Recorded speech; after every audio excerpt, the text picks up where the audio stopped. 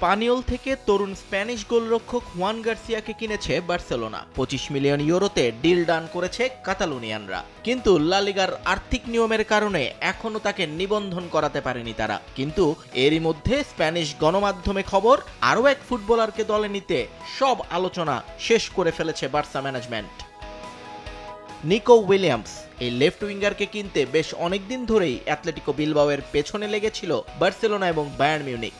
কিছুদিন আর্সেনাল চেলসির চোখও ছিল তার উপর, কিন্তু শেষ পর্যন্ত বাভারিয়ান গানার ব্লুদের মন ভেঙে লামিনে ইয়ামালের বন্ধুকে দলে নেওয়া প্রায় নিশ্চিত করে ফেলল বার্সা। স্প্যানিশ গণমাধ্যমে খবর, গত 1 বছর ধরে যে আলোচনা চলছিল এবার তা পূর্ণতা পেল।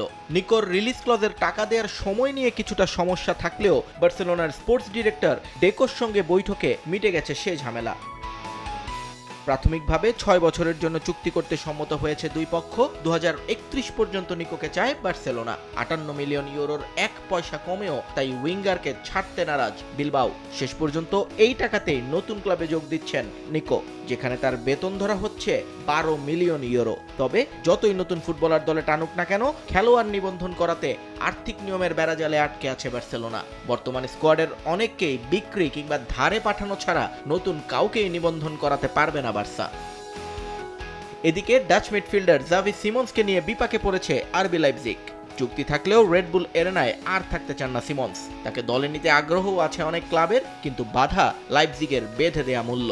70 মিলিয়ন ইউরোর নিচে তারা বিক্রি করতে চান না এই তরুণকে। তাই তো এগিয়ে গিয়েও পিছিয়ে গেছে ম্যানচেস্টার ইউনাইটেড।